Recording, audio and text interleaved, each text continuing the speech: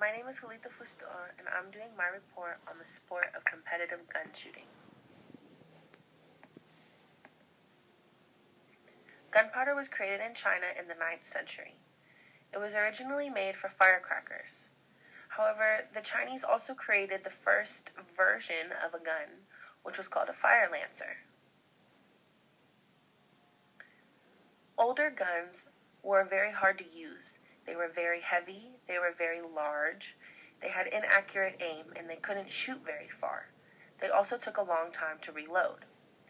Newer guns are light, they have a high accuracy rate, they're semi and fully automatic, which means that you don't have to reload the gun every time you want to shoot a bullet. Here is a look at guns over time.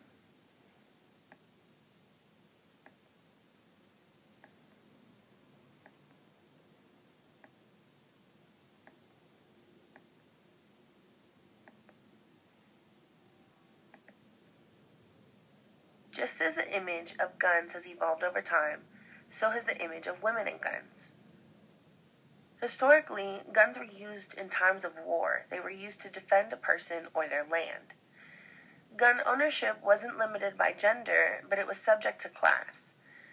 Firearms were intended for nobility and not for peasants. Women, however, were not allowed to fight in war, so most experiences that women had with guns was through their husbands or through other men. If a woman wanted to fight in war, they would disguise themselves as men. The best example of this would be seen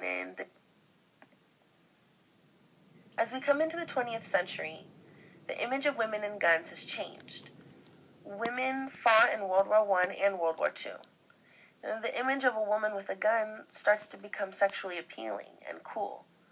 We see this in Annie Oakley and Bonnie from Bonnie and Clyde. Studies report that there's 12 million registered female gun owners in the United States.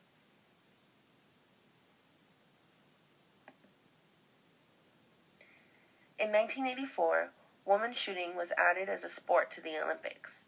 And in 1992, Zhang Shan was the first woman to win a gold medal in a mixed gender shooting event. This means she competed against the boys. Two of the most prominent gun associations in the United States, the NRA and the United States Practical Shooting Association, have separate organizations specifically catering towards women.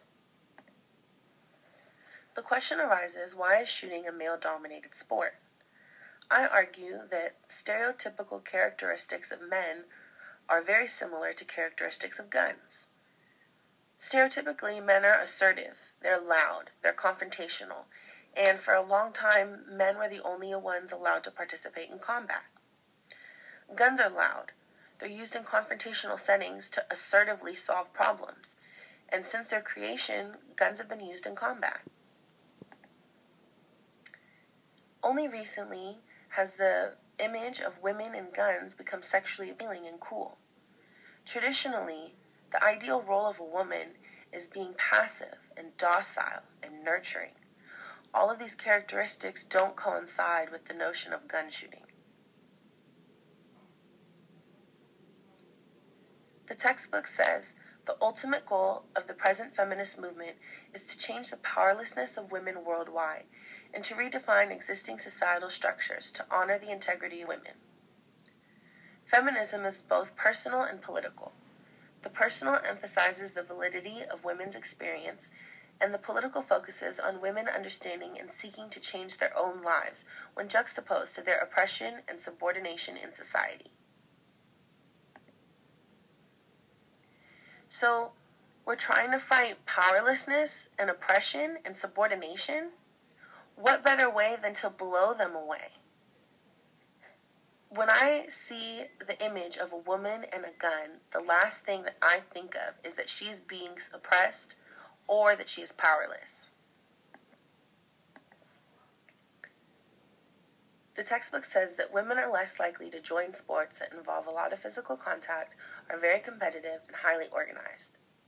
Studies also show that men tend to have more upper body strength than women. Shooting guns does not also fit with the Victorian gender role of a proper woman.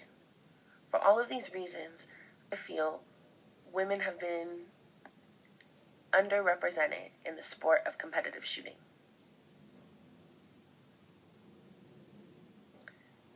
Women should shoot because it doesn't involve a lot of physical contact like football or rugby, and it's safe. Studies show that you're 100 times more likely to hurt yourself in a swimming pool than by a gun. It doesn't require extraneous physical activities. It requires upper body strength, balance, discipline, and hand-eye coordination, all of which women are capable of.